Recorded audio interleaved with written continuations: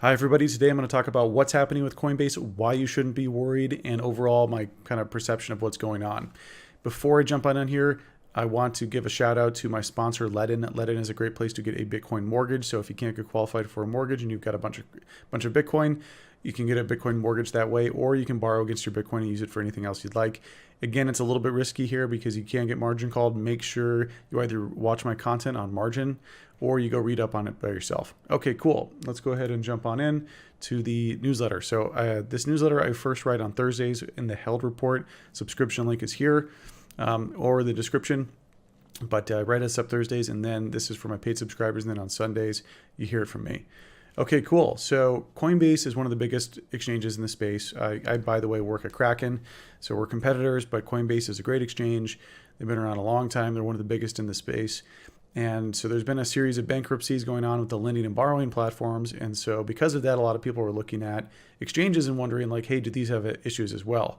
So I don't think this is correct, though. I think this is super misguided. It's sort of looking at one type of business and claiming that other types of businesses are going to do poorly, and that's not what's happening. They make most of their money on like trading, staking, and other activities. If they do have margin or lending, they're compartmentalizing the platform with their own margin pool. They're not really banks. They're not like lending out crypto with their like either customers' crypto or their balance sheet. So I think it's super misguided. There was a couple different series of events here that led people to lead people to be freaked out.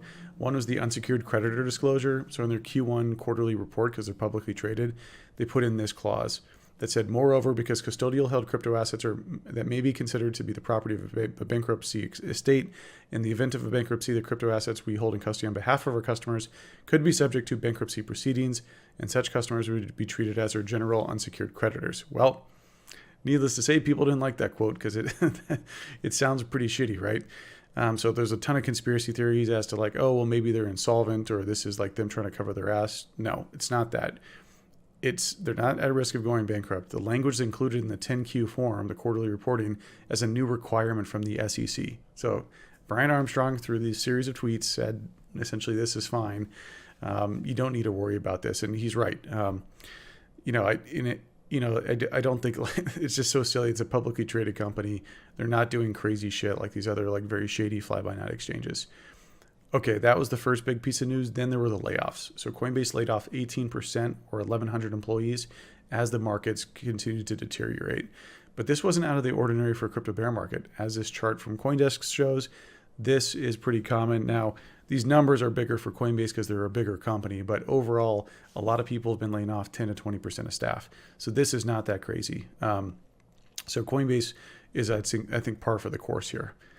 And then the final kind of big event was Coinbase shutting down their affiliate program. This happened about a week or two ago. And so this was leaked to Business Insider that some of the top affiliates got an email that said, hey, basically, we're discontinuing the program. So I work in growth marketing. Growth marketing touches on affiliate marketing. I haven't personally done that, but my team did that. And so for those who aren't familiar, it's an affiliate marketing program is where Coinbase pays a website or influencer who sends them new users. So for example, in this YouTube video, if I was like, hey, check out Coinbase, then you would find that link below. They would be like, okay, everyone you send us, we'll give you X amount of dollars. So obviously for me, that'd be more of, hey, go check out Kraken because I'm with Kraken. But so this led to kind of wild speculation that Coinbase shutting down their affiliate program equaled red flag or liquidity crisis.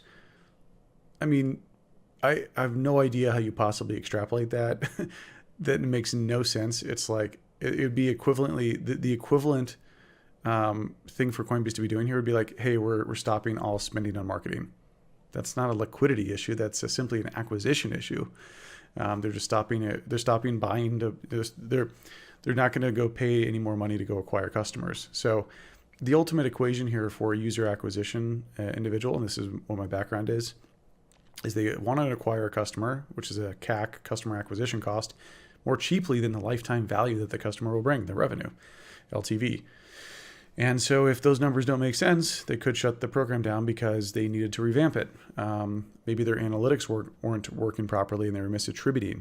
Attribution and understanding where your new signups are coming from is incredibly difficult.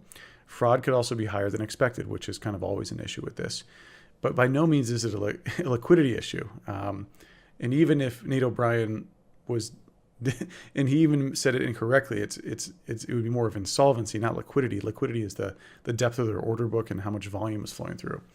It means there could be a profitability issue. That's a classic business problem. So overall, I think there's a ton of anxiety here going on, and I don't really see any sort of reason to be freaking out. Coinbase is a publicly traded company. That means that all of their financials are publicly available for us to review. As of Q1, Coinbase is sitting on $6.2 billion in cash. In Q1, they also had a $429 million loss because they had hired too many people. Let's say that they cut costs at an equivalent rate to lost revenue, because revenue is dropping as well as the crypto market's cool. If let's say they had a $429 million loss every single quarter, let's just say that happened. Let's say that that's their loss every quarter.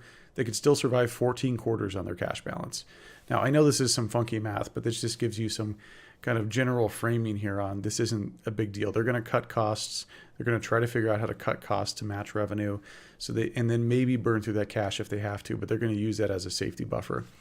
And even if they ran out of cash, they could go to the markets and remember they're publicly traded companies, so they could go raise a bond, they could go get some more investment. So this isn't the end of the world, even if they ran out of that, and they're not very far away from that. Hope this makes you feel a little bit better about the situation. I think they're totally fine. People are freaking out, but it's going to be okay. I don't really see an issue with the major exchanges. A lot of these are very, very professional. For example, like Kraken as well. Kraken doesn't take those sort of risks. So hope you enjoyed. If you'd like to subscribe or give it a comment, it helps with the algorithm, helps get this out to more people. Appreciate it. Cheers. Bye.